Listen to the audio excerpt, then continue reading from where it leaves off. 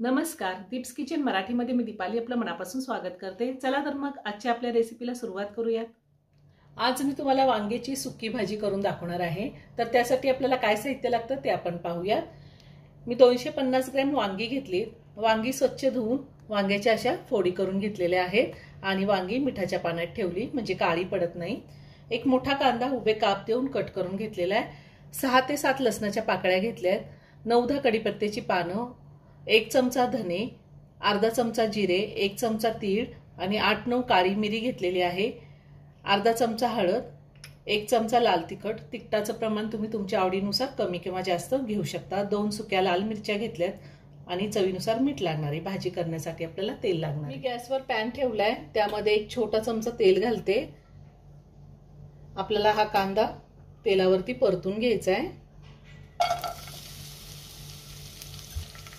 त्यातच लसणाच्या पाकळ्या घालते, धने घालायचे, तीळ, जिरे, काळी मिरी आणि सुक्या मिरच्या तोडून घालते मी। आता हे 2 ते 3 मिनिटं आपण व्यवस्थित परतून घेऊया। कांदा आपल्याला एकदम लाल नाही करायचा।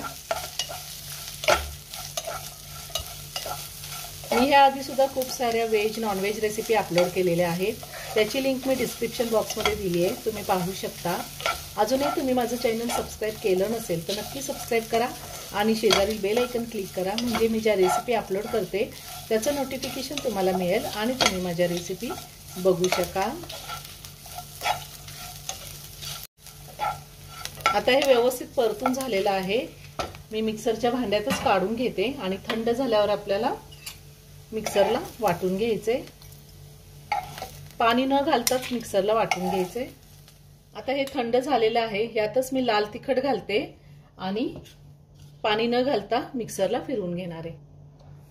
मी हे मिक्सरला वाटून घेतलेलं आहे।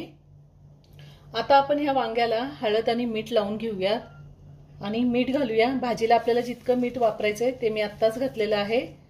आता हाताने सगळं व्यवस्थित मिक्स करून घेऊया। वांग्याला मी हळद मीठ लावून घेतलेलं आहे। आता आपण भाजी करून घेऊया। गॅसवर मी पॅन ठेवलाय, त्यामध्ये 2 चमचे तेल घातले।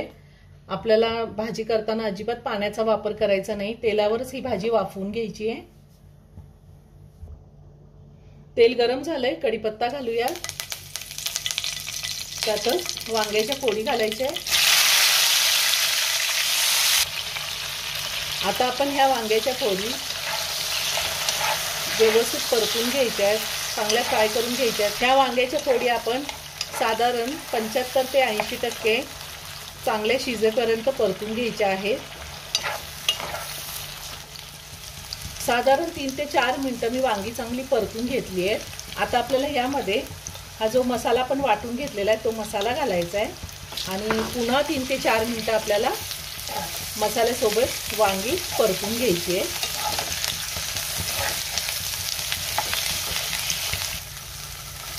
आता गॅसची फ्लेम मी लोवर ठेवलेली आहे आणि आपल्याला साधारण 3 ते 4 मिनिटं मसाल्यासोबत वांग पुन्हा एकदा शिजवून घ्यायचे। साधारण 3 मिनिटं झालेली आहे।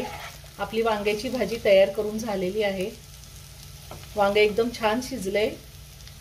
वांग शिजायला जास्त वेळ लागत नाही। वरतून थोडी कोथिंबीर घालते आणि भाजी एका प्लेटमध्ये काढून घेते। खूप छान झाली भाजी। तुम्ही सकाळी टिफिनसाठी सुद्धा ही भाजी बनवू शकता।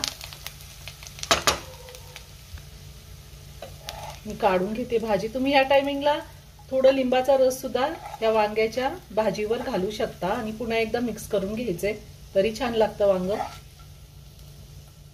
तयार झाली वांग्याची सुकी भाजी, खूप छान झाली आहे। तुम्ही ह्या पद्धतीने एकदा नक्की करून पहा। व्हिडिओ जर आवडला असेल तर व्हिडिओला लाईक आणि शेअर करायला विसरू नका। रेसिपी आवडली असेल तर कमेंट करून नक्की कळवा।